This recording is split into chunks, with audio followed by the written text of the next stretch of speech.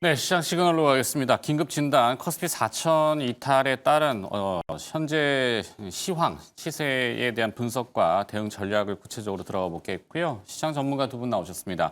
주식회사 광장의 황태규 부장과 인베스트 자문의 인성익 본부입니다. 어서 들어오세요. 안녕하세요. 자, 일단 타이틀을 좀 정리하고 가야 되니까 김유정 아나운서, 일단 이 시그널을 조금 정리해 주시겠습니까? 네, 첫 번째 시그널 함께 분석해 보겠습니다. 도대체 간밤에 어떤 일이 있었던 걸까요? 미국에선 정부 셧다운이 35일이 이어지고 있고요. 여전히 12월 금리 인하에 대해서는 불확실하다라고 평가하고 있는 가운데 주요 월가의 인사들이 본인들의 의견을 굉장히 비판적으로 낸 것에 대해 시장이 불안감을 키웠습니다. 일단 미국의 현지 시간 4일 기준 주요 언론사들은 영화 빅쇼트의 주인공이죠. 마이클 버리가 9월까지의 이 보고서, 이 13F 보고서를 다시 한번 거론하면서 최근 AI 관련 종목들에 대해 큰 폭의 하락에 베팅하는 포지션을 보여왔다라고 보도했습니다. 해당 내용들에 시장은 다시 한번 AI 버블이 터질 수 있다란 불안감에 휩싸이며 시장에서는 큰 폭의 매도세가 나타났는데요. 하지만 흥미로운 건 정작 해당 보고서를 제출한 마이클 버리 본인은 정반대의 입장에 게시글을 업로드했습니다. 간밤 이러한 글을 올렸는데요. 해당 뉴스는 가짜 뉴스다. 나는 키가 168cm가 아니다. 그리고 해당 언론사들은 가짜다라고 이야기를 했는데요. 이 키에 대한 언급 같은 경우에는 꾸준히 미국의 언론사들이 마이클 버리가 키가 작다며 키가 168cm일 거라고 가짜 보도한 걸 다시 한번 풍자한 것으로 보이고 있는데요. 이러한 내용들을 다시 한번 재상기시키면서 해당 보고서는 9월까지의 공매도에 불가능하지 현재의 자신의 포지션과는 무관하다라는 가짜 보도에 대해서 일축하고 있는 모습 확인되고 있습니다. 이러한 이야기를 하자 다시 한번 10월 말 마이클 버리의 게시물이 떠오르고 있는데요. 해당 내용에서도 미국 시장의 버블을 걱정하고 있긴 하지만 버블이 터질 거라고 이야기하고 있는 것이 아니라 버블이 걱정된다면 아무것도 하지 않고 관망하는 것, 참여하지 않는 게 좋은 전략일 수 있다라는 조언에 불과했는데요. 다음 내용도 함께 보도록 하겠습니다. 시장 월가 인사들의 해당 내용들이 계속 시장의 불안감을 키운 건 사실이기도 합니다. 짐 크레이머 역시 하락에 대한 경고를 하는 내용까지 간밤 함께 맞물리자 시장엔 공포감이 형성되었는데요. 해당 내용들이 여전히 극도의 불안 심리를 작용하고 있지만 이렇게 어떠한 발언이었는지 다시 한번 체크하는 게 필요하기도 합니다. 그럼 오늘의 지수 상황도 함께 체크해 보도록 하겠습니다. 코스피 지수는 4천 선을 깨고 내려와 선물 사이드카가 발동되었는데요. AI 고평가 논란은 꾸준히 있어 왔습니다만 과연 시장 과열이 맞는 건지 오늘 시장 내에서의 상승 반전이 있을 수 있을지 긴급 점검 함께 해보도록 하겠습니다. 그럼 지수와 함께 반도체에 대한 전망도 함께 짚어보도록 하겠습니다. 역시 AI 버블 붕괴에 대한 우려감이 들려오자 가장 크게 영향받는 건 반도체, 그 안에서도 반도체 대장주인데요. 10만 전자를 뛰어넘고 60만 니스를 향해 달려가고 있던 삼성전자와 하이닉스, 큰 폭의 외국인 중심의 차익 매물이 출회되기도 했습니다. 하지만 여전히 개인 투자자와 기관 투자자는 그 상승에 베팅하고 있는 모습인데요. 오늘 시장 반도체 섹터 내에서의 외국인 투자자와 개인 투자자의 그 흐름 체크해 보셔야 될 것 같고요. 또한 새벽에 나왔던 AMD의 호실적까지 함께 체크해 보면서 여전히 견조한 반도체 실적까지 함께 체크해 보도록 하겠습니다. 오늘 시장 지수와 반도체 지금 바로 함께 점검해 보시죠.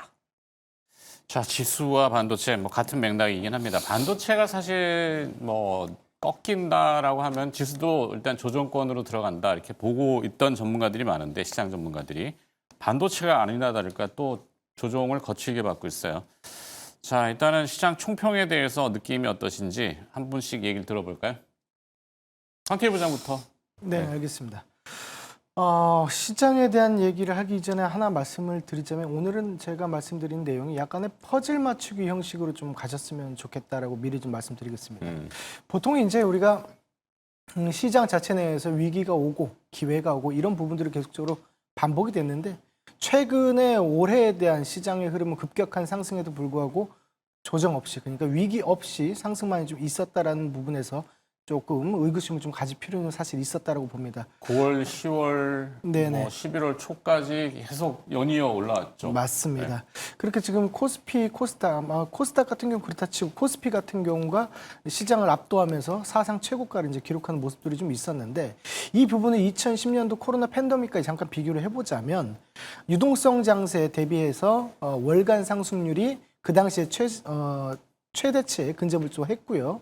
그리고 신용잔고 또한 25조 7천억으로 최고치에 지금 근접해 있는 상태다라고 볼 수 있고 과매수권까지 오늘을 제외한 과매수권까지 이제 진입을 했던 그런 상태입니다. 물론 지금에 대한 예탁금은 사상 최대치 85조 원 이상을 좀 기록을 하고 있기 때문에 현재 구간이 고점은 아니다라고 저는 개인적으로 판단을 하고 있습니다. 다만 조정 이후에 전고점 현재 4,200포인트라고 봤을 때 조정 이후에 이 부분을 넘어서는 모습들 그리고 4,300에서 4,800포인트가 버블에 대한 형성 구간이라고 개인적으로는 여러 가지 산식상 이제 계산을 좀 해봤고요.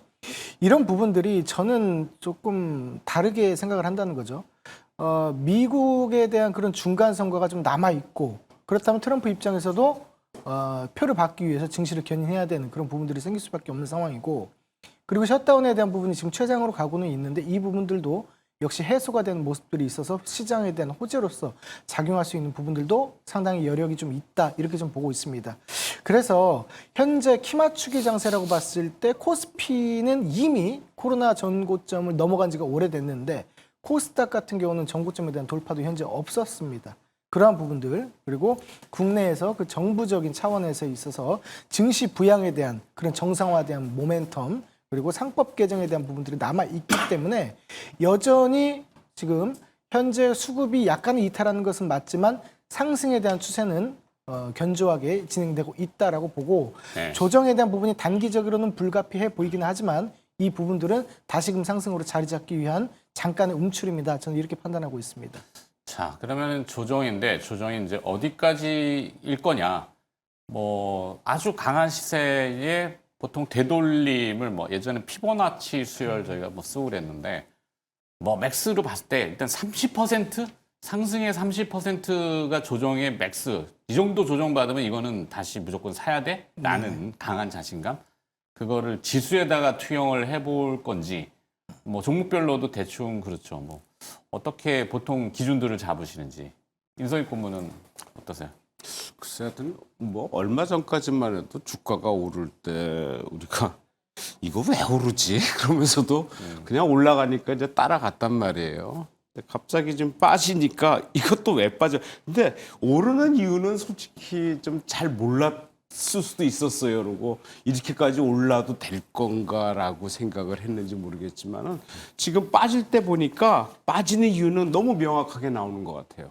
지수가 좀 너무 많이 올랐다는 거죠. 그러니까 뭐 소위 최근에 이제 얘기 나오는 AI 거품론이 이제 그러니까 우리가 보통 예상할 수 있는 어떤 지수의 한계를 넘어서서 지금 너무 많이 올랐기 때문에 또 지금 빠지는 것도 그만큼 폭으로 좀 빠진다. 그러니까 지금 뭐 어느 정도 빠질 것이냐. 오를 때 예상 못한 것만큼 빠지는 것들이 예상 못할 것 같다는 생각은 들으니까 어느 정도 적정선이 있죠. 우리가 보통 볼 때 뭐 5일 이동, 20일 이동, 뭐 이런 장기, 단기, 중기 이평선을 기준으로 해서 이제 우리가 지수를 갖다가 예견을 하고 뭐 전고점에 뛰어오를 때 플랫폼을 형성했던 지수가 어느 때다 이런 게 얘기를 하는데 지금 그거는 제가 보기에는 크게 의미는 없어 보인다. 지금은 빠지는 시기다. 왜냐면 그제까지 올랐던 시기라면 이제는 빠지는 시기다라는 생각이고 지금 지수가 무려 얼마큼 올랐냐면요. 4월 초에 코스피 기준으로 2,300포인트에서 얼마 전까지 4,200포인트 무려 80%가 넘게 올랐어요. 지수가 80%가 넘게 올랐어요. 그러니까 종목별로는 웬만한 거는 거의 뭐 이제 2배가 넘었고 뭐 많은 거는 4배, 5배까지 올라간 정도도 많이 나오지 않습니까? 그래서 그런 걸로 봤을 때는 지금 지수가 좀 많이 올랐고 상대적으로 코스닥 지수는 한 40% 그러니까 4월 초에 650에서 얼마 전에 930까지 그러니까 40% 상대적으로 코스피 대비해서 절반 정도밖에 오른 폭은 없는데 그러다 보니까 최근에 이제 어느 정도 빠질 때는 대안으로 코스닥을 하자라고 얘기를 하는데 제가 보기에는 빠질 때는 대책 없어요. 같이 빠질 수밖에 없고 조금 올랐다고 좀 덜 빠지겠지만 빠지는 거에 대한 대책은 없겠다라는 생각이고 지금은 어차피 지금 쉬어가는데 먼저 판 게 임자인데 우리가 파는 거에 대한 시그널은 분명히 줬어요. 왜냐하면은 하이닉스가 그제 무려 10% 가까이 올랐거든요. 하이닉스가 10% 가까이 오른 게 제가 보기에는 거의 처음 아닌가? 이 정도까지 오를 수 있나? 하이닉스만 하고 사람들이 의아해했는데 아무래도 그게 뭔가 좀 시발점, 뭔가 사인을 준 게 아닌가라는 생각이고 지금 미국 같은 경우에는 우리보다 좀 늦게 빠졌어요. 그러니까 어떻게 보면 우리가 세계 시장을 선도하는 느낌? 코페르니쿠스의 지동설 같은 느낌도 받거든요. 네. 왜냐하면 과거에도 우리가 먼저 시장을 선점하고 움직이고 미국 글로벌 시장이 따라오는 경우는 있는데 어차피 시장은 뭐 갈릴레이 천동설로 돌아갈 겁니다. 그러니까 미국 시장을 따라갈 수밖에 없는데 현재로서는 우리가 먼저 시그널을 줬다라는 거. 그리고 미국의 AA 버블로 나오는 게 대표적인 게 엔비디아가 어제 한 4% 가까이 빠졌고 애프터마켓에서 한 2% 가까이 또 빠지고 있어요. 그리고 AI 대표주자란 팔란티어 데크가 어제 무려 8%포인트 빠지고 오늘 시장 외에서도 거의 한 4% 빠지고 있거든요. 그러니까 엄청나게 단기적으로 빠지는데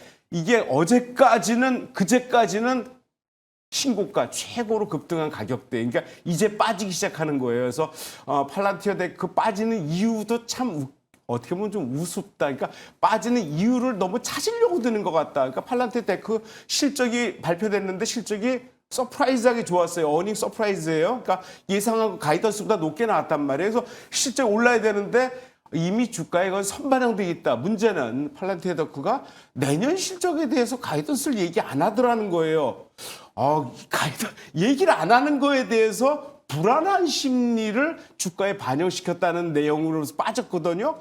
제가 보기에는 내년 실적을 미리 얘기 안 하는 거는 글쎄 그러니까 워낙 실적이 좋았기 때문에 그거보다 기고 효과로 빠질 수는 있지만은 실적이 너무 더 좋아서 예측하기 힘들어서 미룰 수도 있거든요. 그러니까 그런 거에 대한 예측을 그냥 너무 주관적으로 시장이 너무 많이 올랐기 때문에 그렇게 판단하는 거라면은 그거는 크게 이유가 될 수 없다. 하지만은 지금은 너무 많이 올랐기 때문에 빠진 시장이니까 빠지는 시장에 대응하는 전략이 필요하다. 어차피 지금은 빠지는 시간이다라는 생각입니다.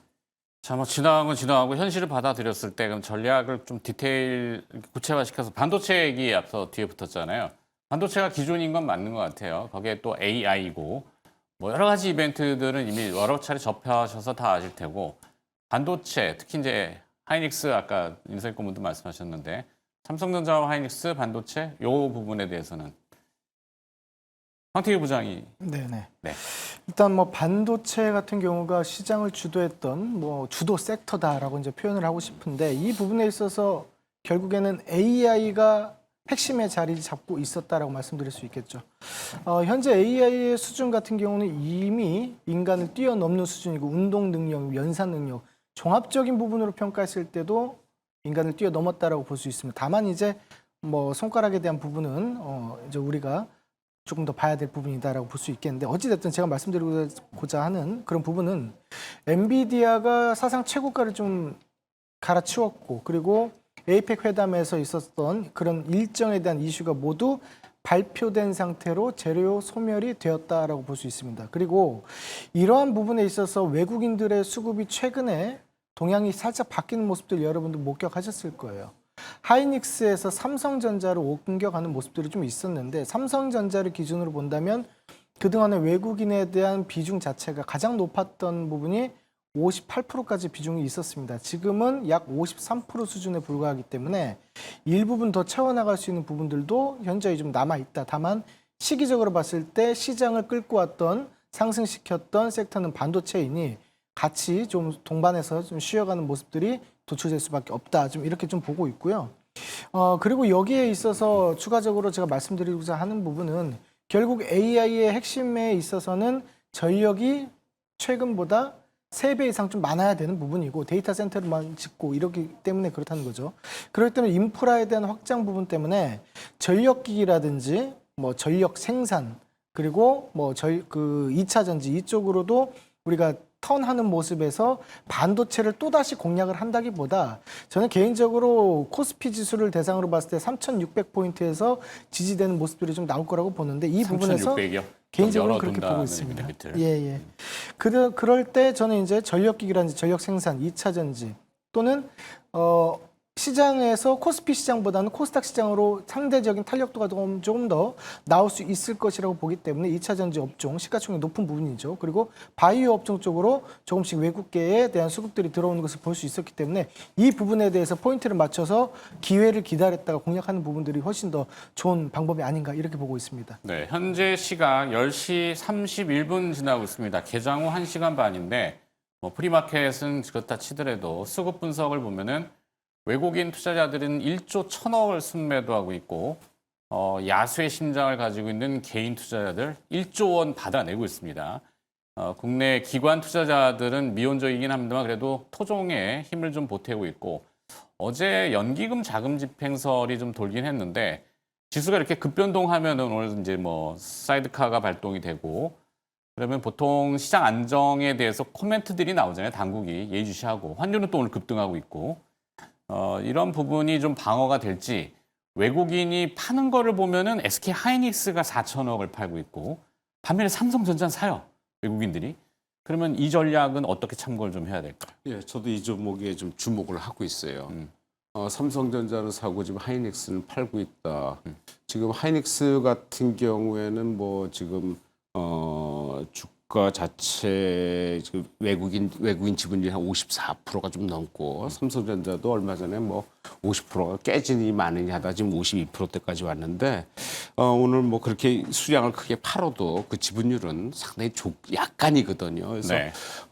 지금 외국인들이 파는 거는 아무래도 그 차액 뭐 여러 가지 뭐 범주에서 뭐 차익 위험 회피 수단으로 할 수 있는데 삼성전자 그럼 걔는 회피 안 하느냐라는 쪽에서 봤을 때는 향후에 만약에 리바운딩이 되고 만약에 올라온다 그러면은 향후의 중심은 하이닉스보다는 삼성전자 쪽이 될 확률도 있지 않겠나라는 생각이고 시장이 지금 반등을 하게 되면은 그래서 이 반도체가 지금 끝난 게 아니다. 그러니까 지금 지수가 너무 많이 올라보니까 반도체가 빠지는 거고 반도체가 빠지니까 그거와 연결된 모든 지금 반도체 연결 안 된 것들이 없거든요. 반도체가 빠지면은 전력도 필요 없고 원전도 빠지고 뭐 여러 가지 그러니까 업종 테마들이 다 빠질 수밖에 없는 상황이기 때문에 그건 거의 같이 올랐기 때문에 같이 빠진 양상이다라는 쪽에서 봤을 때는 그래서 하나의 일단 삼성전자가 단초를 만들지 않을까라는 생각이고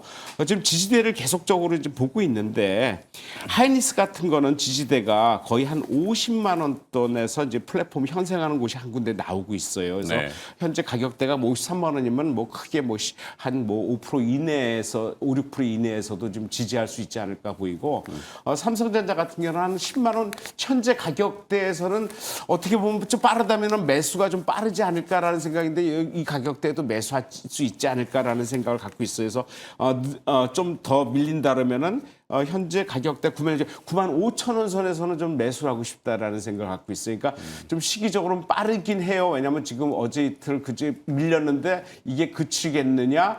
개인들은 사고 외국인들은 파는데 개인들이 막아낼 수 있겠느냐? 근데 개인들도 만만치 않은 게 네. 지금 예탁금 수준이 85조예요. 이게 보통 수준이 아니거든요. 외국인들을 충분히 막아낼 수 있는 능력은 있지만 문제는 개인들은 아무래도 매수가 분산이 되고 외국인들은 집중이 되기 때문에 거기에 큰 이제 문제가 있는 것뿐이지 왜 개인들이 매수한다고 오르지 않는다 이런 공식은 이제는 옛 것이다. 개인들이 매수해서 오르는 종목들이 상당히 많이 있을 수 있고 거기에 하이닉스나 삼성전자에 집중한다면 그 매수세도 폭발적일 수 있다라는 쪽에서 저 개인적으로는 삼성전자의 매수는 현재 가격대부터 한 9만 5천 원대까지는 분할 매수 가능하다. 하지만 하이닉스는 조금 좀 더 두고 봐야 되지 않겠냐라는 쪽으로 정리하고 싶습니다. 네.